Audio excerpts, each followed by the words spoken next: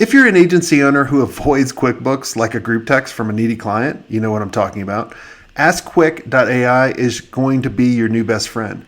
Now, this is the AI CFO that makes sense of your numbers without spreadsheets, dashboards, or the financial therapy that I remember going through. All you have to do is just sync, ask, and get answers like, where's my profit going? Who are my most profitable clients? If I raise my prices, what's going to happen? And it gives you advice. Try it for free. Go to askquick.ai. That's askquick.ai. You're listening to the Smart Agency Masterclass with me, Jason Swank, and we're bringing you this episode courtesy of our friends at Wix Studio. Let's go ahead and get into the show.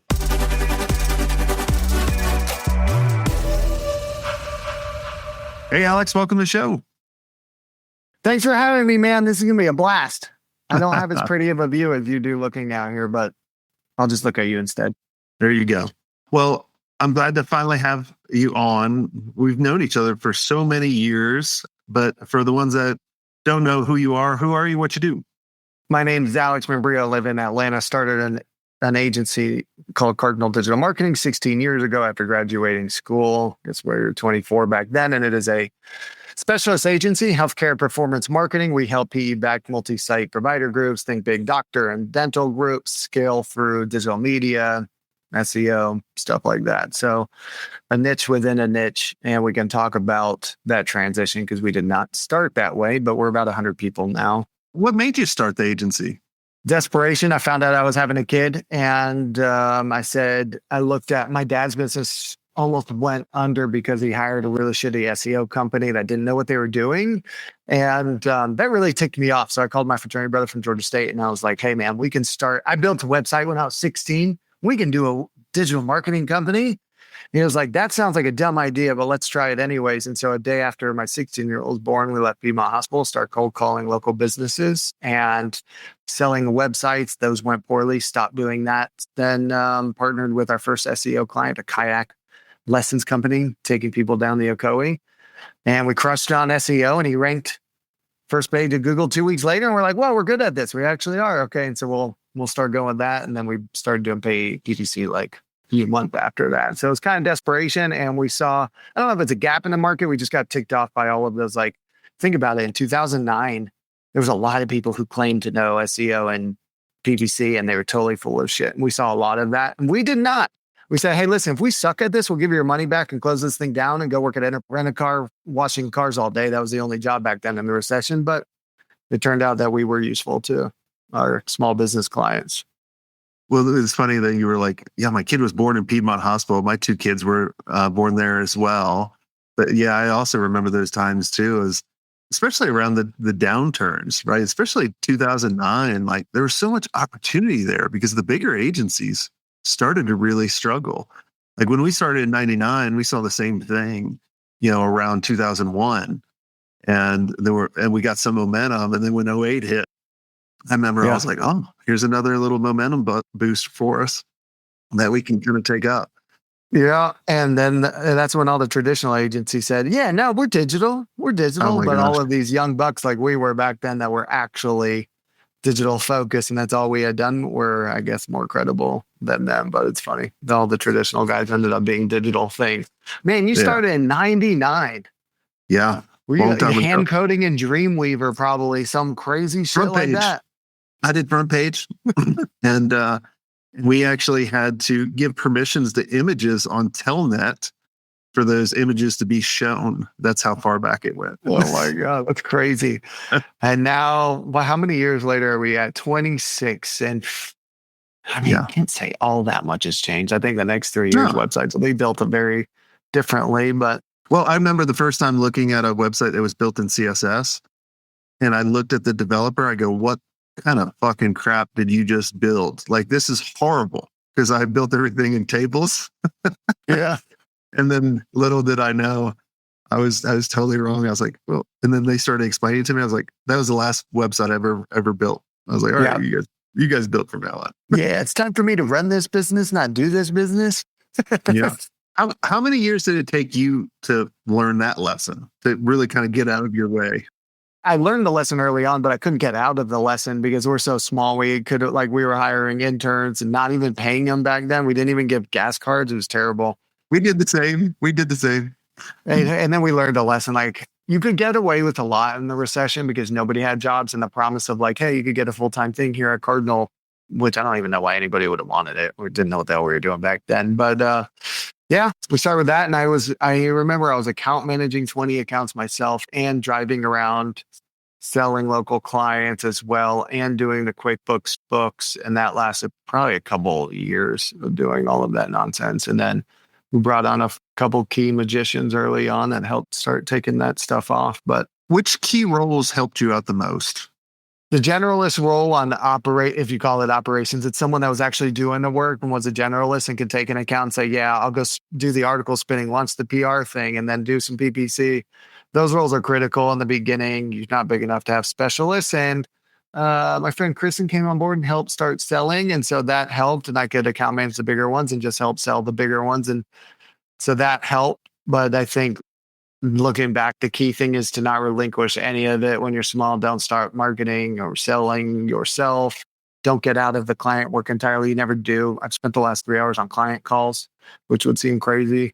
But it's how you stay close to the thing. And yeah, it never ends. The job really never ends. The size of clients, the only thing that's changed. Let's talk about niching down. What did you do right? What did you do wrong? So in 2020, we had stalled out. 2016, big stall out. We were stuck at like $3.5 million in revenue for 3 or 4 years, and we couldn't figure out what to do. And so then I created 4 doorways on the website: higher ed, home services, healthcare, legal, and got ranked for all of them, like law firm marketing and PI, healthcare, dental, home services, right? And so in 2016, that helped propel us into getting a good bit of clients through the rankings. And then 4 years after that, we got stuck at 7 or 8 million, I think, in 2020. And COVID hit, and I said, I'm tired of being stuck at this new number. This sucks. We need to choose expertise over variety. And we looked at all of the niches we were in: higher ed, healthcare, home services, legal. And we said, this is the most noble in healthcare. We all feel warm and fuzzies about it. We actually do like connecting patients with care. We have some really good case studies, 2 of the biggest dental and urgent care things. And I read that Hedgehog book at the same time, Economic Engine, What Can You Be the Best in the World, whatever those 3 things is. So we chose healthcare. And there's a lot of different types of healthcare, but think medical groups and dental groups, not pharma or anything. And so we chose that. And we left the others kind of behind. And higher ed is still about 16% of our business. And that's the one I wish we didn't totally close out, because we love that and we are very good at that. And it's fun not doing HIPAA compliance advertising all day. So that's still a decent part of our business. And so did you just like fire those clients, or did you just stop marketing to them? Stop marketing to them and let them fall off. And I think that, they start figuring it out 6 months. Oh, the email signatures changed and it has like invites to healthcare events. And like they go to the website and they see only healthcare on there. So they figured it out and started trading. And what you have to hope is that your specialization is signing more than you are trading, and you're being fair with the clients that have left and doing good work still. But you have to hope that you're overcoming that. Now, when you start a niche, you can't just say we are healthcare. We did a ton of stuff to try to pretend like we were healthcare. I wrote a stupid ass book on Amazon. It's got 3.5 stars. We did that. And I would walk around Atlanta to medical practices and stuff. And then we started getting really serious about our thought leadership in healthcare. And that really helped. But I wish we had done something with higher ed positioning, because I think that could have been really significant. But who knows? The focus that we have on healthcare probably has helped not have anybody distracted. I always tell everybody, and I realized this at the first agency too, is your clients aren't paying attention to you like you think they are. And as long as you kind of go to them and be like, look, you're still a big focus for us. We want to help you. Like if they fit that criteria, if they've grown with you, if they're like kind of on the legacy pricing from the very beginning when you started, you should get rid of them if you can't upgrade them in pricing, because then the opportunity cost is so different. But if you had like, one of our clients was Morehouse School of Medicine, right? One in the higher ed. And if we said, we're not doing higher ed anymore, we're just going to go after Lotus Cars and automotive, I still think I could have kept Morehouse School of Medicine as long as I was upfront with them, even if they saw the website changing, because I don't even think they would go to the website. Yeah. Right? Like, I'm just like, market to the niche you want to go after. Yeah. Yeah. They do not care. It's when probably service slipped a little bit. We didn't know some of the vernacular, and someone walked into a meeting and said, "Yeah, we're trying to drive you more patients." And they're like, "What? We want cases." What are you talking about? But we have several higher ed clients that have chosen us because we are not a higher ed agency. They said, "We're tired of all those. They think the same way. We actually love that you are something different." So that was, That's I thought, ballsy crazy. of them, and it's worked out well. So you're right. If you go to them and say, "We're going to do this, but we're not changing our delivery, evaluate us over the next 6-12 months. If we start sucking because we're distracted, dump us. Just want you to know we're doing this." We did not have the cojones to do that back then. And with key clients, probably would do it differently if we did it again.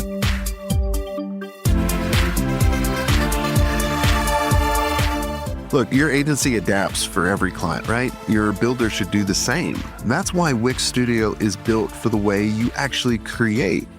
AI-powered site mapping lets you get straight down to the design. Whether you shape things in Figma or start in Studio, your vision's coming to life quicker with no-code animations and built-in responsiveness. And for client growth that actually scale, you've got extendable business solutions and a dynamic CMS. Scale your agency at wixstudio.com.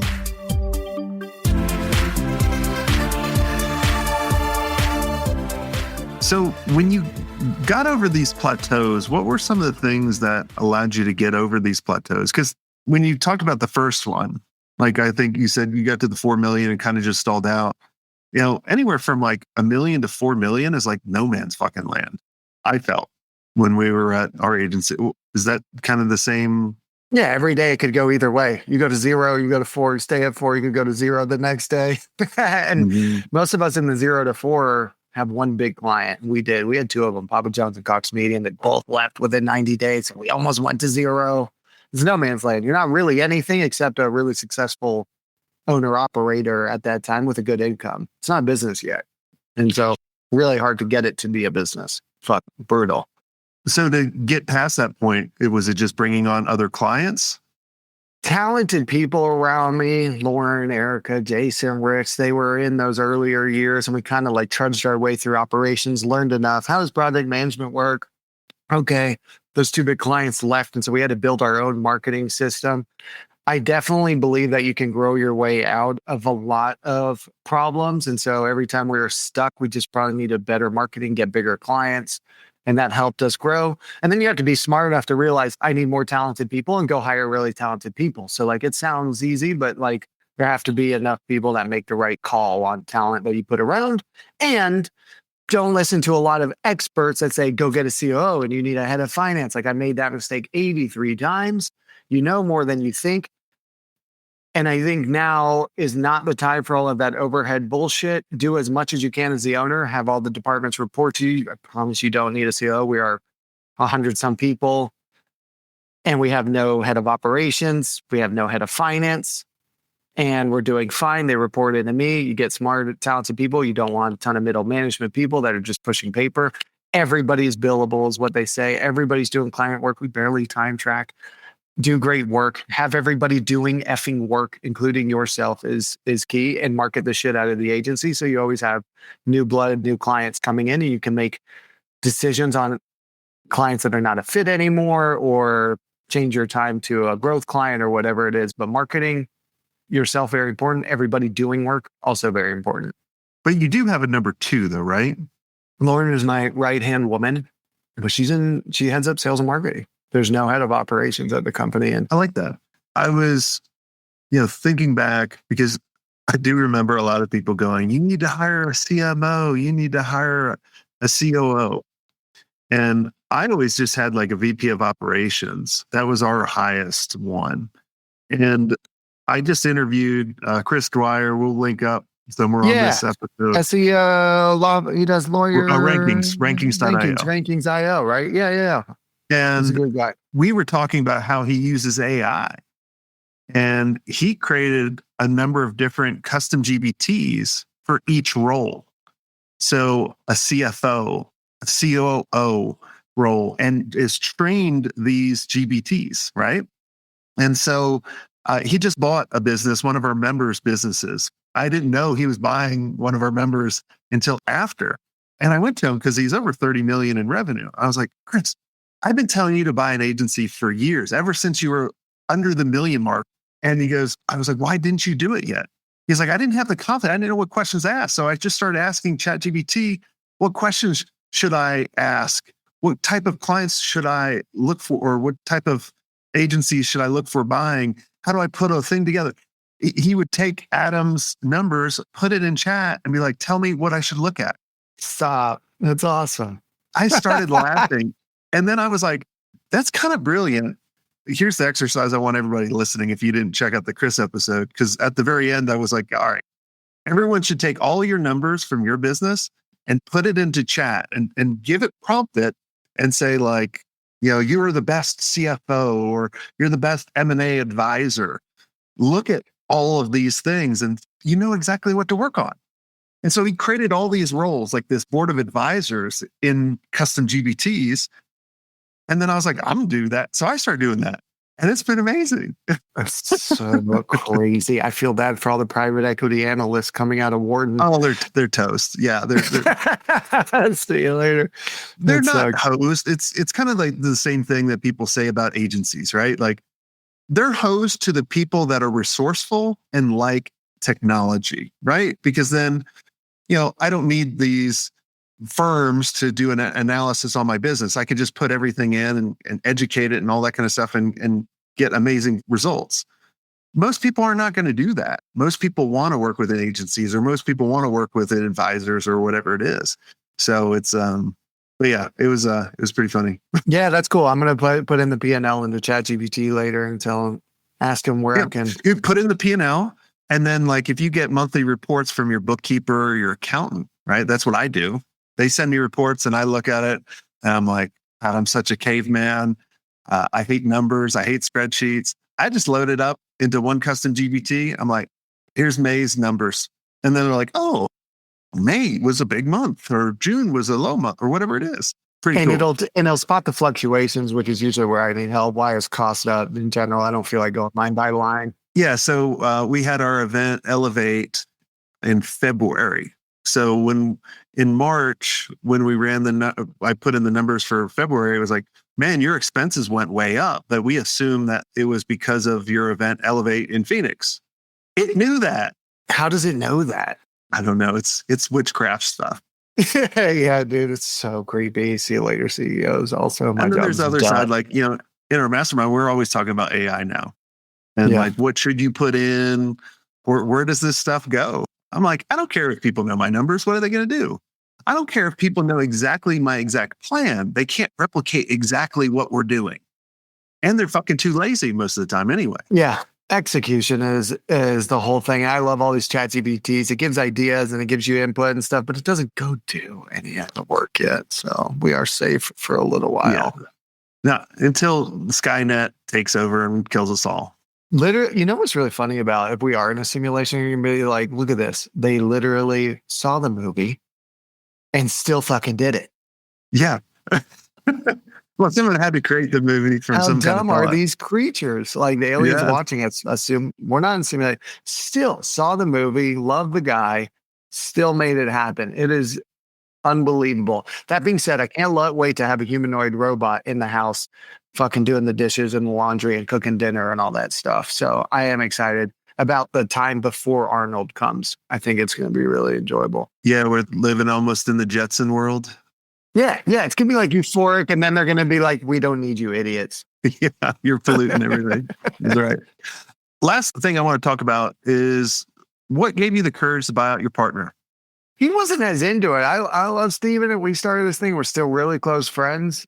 He just lost interest. And I think he told me one day, he's like, I'm just tired of helping these clients. Like, I just don't like hearing them gripe. And we're just making them money. And I was like, I know, but that makes us money. And so he lost interest. And then I was in business at the time. And I would run it by them all the time. And we negotiated for a year. I remember we went to the World Cup in Brazil. I negotiated there, blah, blah, blah. And it took a long time. And I paid what seemed astronomical at the time. And I had so much confidence, like I can turn Cardinal into a huge thing.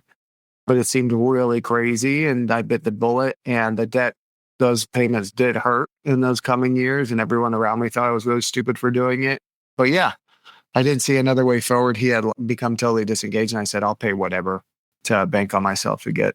The best negotiations for something like that, because that was something like with my business partner at Solar. I wish I had the confidence to do that. That was one of the main reasons I sold, because I just felt like, I don't think he lost motivation. I think he just felt like the agency did outgrow him. And I don't think he felt like he had the place. And I was just too young at the time. You know, I was still early 30s, I think. I was just like, well, let's sell it then. Yeah. Versus, because then I look back, I'm like, man, I could have owned 100% of it, and then I could have turned it kind of in what you have now. I'm like, God damn it. Those following years took probably 30 years off my life, though, running it with the debt and still being small and not knowing what the fuck we're doing. So you look good, your hair is nice, you're in Durango, life is good, the kids are going off to college. Like, my heart doesn't work. I had heart surgery, knee surgery, fuck every kind of surgery. So, you know, yeah, it's a thing now. But like, dude, how many years did it take off my life going through that buyout and paying that debt back? I didn't sleep for like 3.5 years. I put every dollar of profit, $35,000 a month for 3 years to pay down that $1 million thing. Wow. It was terrible. Now it seems like it was good in hindsight, but no, don't regret what you did. And yeah, you know, life is good either way. Awesome. Well, cool. Well, Alex, is there anything I didn't ask you that you think would benefit the listeners listening in? No, if anybody wants to hit me up on LinkedIn, I think we have a pretty good marketing system for, so stupid buzzword, but thought leadership type stuff that helped us niche into the healthcare thing. I'm happy to give anybody the playbook on how we've kind of rolled that out and the drawbacks and advantages of niching down and how crazy that was 5-6 years ago. And so if anybody ever wants to run anything by me, find me on LinkedIn and we'll give you the playbook. Awesome. Thanks so much for coming on the show. And anybody listening, I'm doing something I haven't really ever done. For years and years, we've had over 20,000 people buy the agency playbook, which is an 8-system framework that I've used and many agencies have used over the years. I'm giving that away for free. If you go to my website, just click on, or if you go to swank.it or the website, you'll see the playbook on there, and just put in Swank It and you get it for free. So go there, and until next time, have a swank day.